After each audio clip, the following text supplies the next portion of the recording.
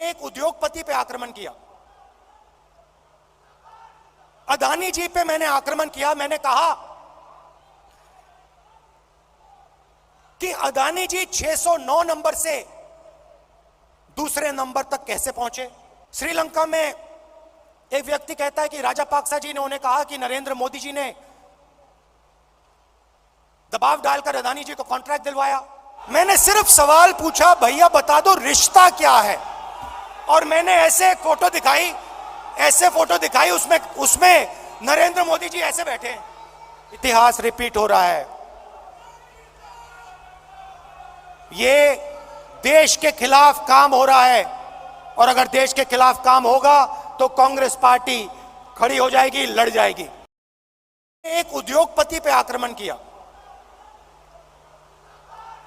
अदानी जी पे मैंने आक्रमण किया। मैंने कहा कि अदानी जी 609 नंबर से दूसरे नंबर तक कैसे पहुंचे। आपकी जो फॉरेन पॉलिसी बनती है, चाहे वो बांग्लादेश हो, चाहे वो इजराइल हो, ऑस्ट्रेलिया हो, श्रीलंका हो, सब जगह उनको फायदा मिलता है। इजराइल में सारे के सारे डिफेंस के कॉन्ट्रैक्ट मिल गए। श्रीलंका में एक व्यक्ति कहता है कि राजापाक्सा जी ने उन्हें कहा कि नरेंद्र मोदी जी ने दबाव डालकर अदानी जी को कॉन्ट्रैक्ट दिलवाया। तो मैंने सिर्फ एक सवाल पूछा, नरेंद्र मोदी जी आपका अदानी जी से रिश्ता क्या है। मैंने और कुछ नहीं कहा। मैंने सिर्फ सवाल पूछा, भैया बता दो रिश्ता क्या है, और मैंने ऐसे फोटो दिखाई, उसमें नरेंद्र मोदी जी ऐसे बैठे हैं। नरेंद्र मोदी जी अदानी जी के हवाई जहाज में रिलैक्स करते हुए दिख रहे हैं। तो मैंने पूछा, भैया बता दीजिए रिश्ता क्या है। अब आपने नोटिस किया होगा कि पूरी की पूरी सरकार, सारे के सारे मंत्री अदानी जी की रक्षा करने लग गए।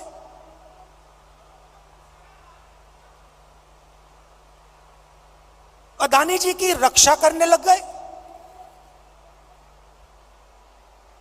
कहते हैं जो अदानी जी पे आक्रमण करता है वो देशद्रोही है।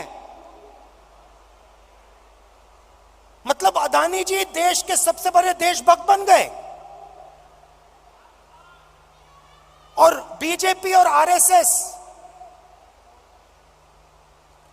इस व्यक्ति की रक्षा कर रही है। सवाल यह उठता है, रक्षा क्यों कर रही है? क्या है इस अदानी में जो बीजेपी और आरएसएस को, सब मंत्रियों को इसकी रक्षा करने की जरूरत पड़ रही है?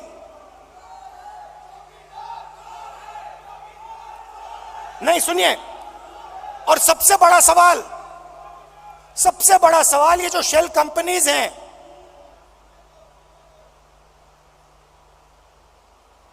जो हजारों करोड़ रुपया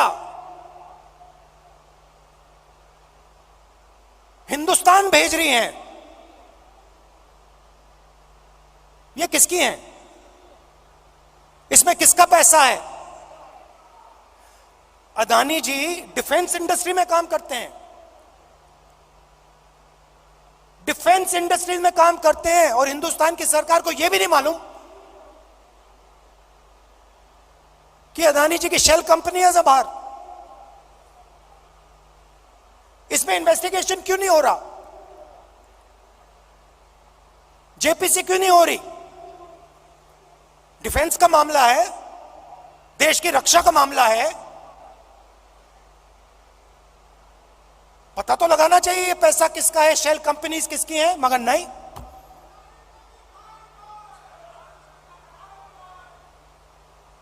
तो ये बहुत बड़ा सवाल है। एलआईसी का इन्वेस्टमेंट है, उनका नुकसान हुआ है।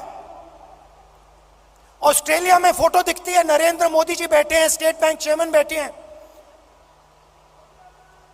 वहां के चीफ मिनिस्टर बैठे हैं, अदानी जी बैठे हैं एक मेज पर, स्टेट बैंक $1 बिलियन का लोन दे रहा है। नरेंद्र मोदी जी उस मेज पे क्यों बैठे हैं? क्या लेना देना नरेंद्र मोदी जी का स्टेट बैंक और अदानी के बीच में? क्या लेना देना? तो ये सवाल है, और ये सवाल मैंने पूछे, नरेंद्र मोदी जी से पूछे, बहुत सीधा जवाब था, कोई रिश्ता नहीं है। सिंपल सा जवाब था।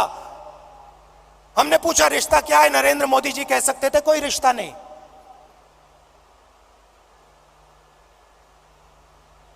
मगर रिश्ता है।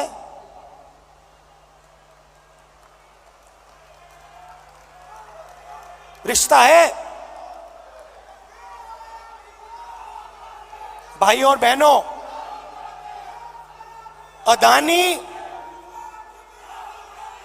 अदानी जी और मोदी जी एक हैं।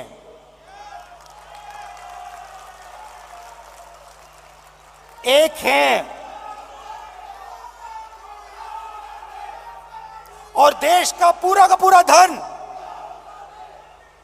पूरा का पूरा धन एक व्यक्ति के हाथ में जा रहा है। Airport, ports, defence, infrastructure, storage, agricultural storage, सेब, हिमाचल प्रदेश में सेब, कश्मीर में सेब, पूरा का पूरा धन एक व्यक्ति के हाथ में जा रहा है।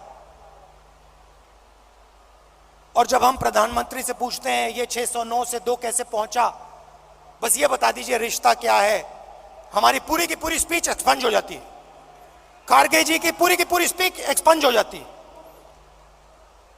अदानी जी के बारे में हिंदुस्तान के पार्लियामेंट हाउस में सवाल नहीं पूछा जा सकता है। हम पूछेंगे, एक बार नहीं, हजारों बार पूछेंगे, रुकेंगे नहीं।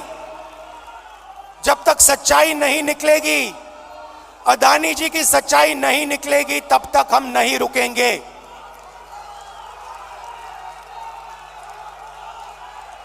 क्योंकि, और इसका एक कारण है भाई और बहनों, और खास तौर से जो लोग अदानी जी की कंपनी में काम करते हैं, उनसे मैं कहना चाहता हूं, ये आपकी जो कंपनी है, ये देश को नुकसान पहुंचा रही है। ये देश के पूरे इंफ्रास्ट्रक्चर को छीन रही है।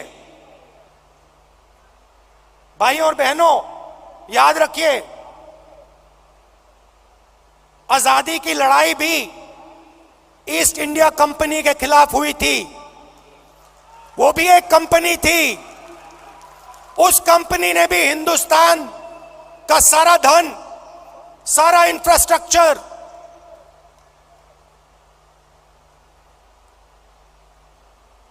पोर्ट्स, सारा का सारा उठा लिया था। इतिहास रिपीट हो रहा है। इतिहास रिपीट हो रहा है।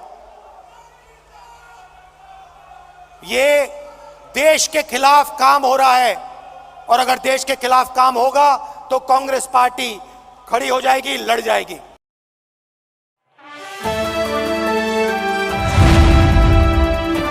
द इंडियन खबर, सच आपके सामने।